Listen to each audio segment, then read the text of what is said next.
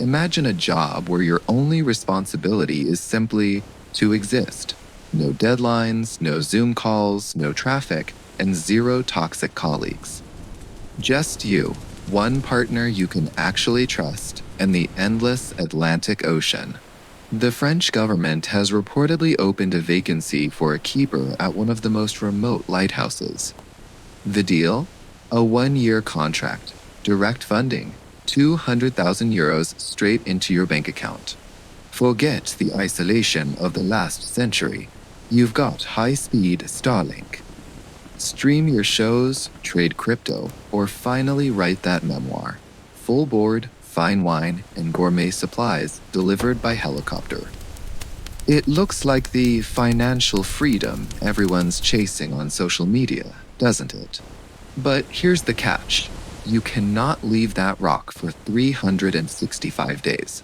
No weekends off, not a single step on dry land. Just you, your partner, and tons of enraged water surrounding you. Statistics show that 90% of candidates quit by day 10. The human psyche just isn't built for the rhythmic pounding of the ocean that makes the entire concrete tower shudder. It turns out, when you're one-on-one with infinity, Starlink can't save you from the feeling that you're just a grain of sand about to be crushed into dust. The money is good, but the price is your mental fortress. Most people break within a week. They want the bag, but they aren't willing to pay with their freedom. I look at that number and I see a strategy.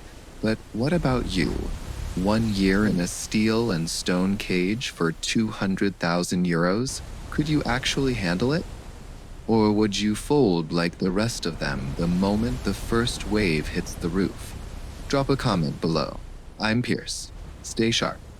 Sounds like the perfect plan for an introvert, right? Too bad it's a total fake. This job opening is pure nonsense and has never actually existed. Let's break down this attraction of unprecedented generosity from the perspective of economics and common sense. Let's start with the numbers. €200,000. For context, Emmanuel Macron earns about $190,000 a year. Do you seriously think the Fifth Republic would pay a guy with binoculars more than the president, who is trying to hold that same republic together amidst constant protests? Economics is a brutal thing. France began ultimating its lighthouses back in the 80s. The last living keeper left his post at the Carillon Lighthouse in 2004. Today, it's all just sensors, solar panels, and rare visits from engineers and helicopters. Cost-effective, tax-funded, and definitely not for those kinds of sums. Why is this fake so persistent? Because we love to romanticize solitude. But the reality for keepers of the past wasn't wine by the sound of the surf. It was life in a concrete tube 4 meters wide, the smell of mold, eternal humidity, and the roar of a storm that makes your teeth vibrate. Take the Tévennec Lighthouse, for example. They called it the gates to hell. The first keeper there went insane within months. So did the second. They say the rock sings because of the hollow caves inside, and that sound will drive any strategist to the edge faster than a tax audit. So, if you've already started packing your bags and learning French, stop.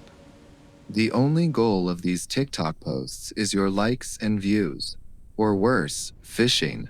Pay a €100 fee for a Maritime certificate. In this world, big money is paid for responsibility and complex decision-making, not for staring at the horizon.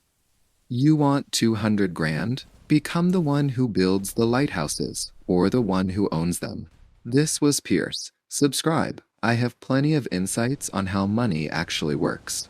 And hit that like button if you want me to cover how ordinary entrepreneurs built what economics textbooks called impossible, a network of private lighthouses in the world's greatest maritime empire.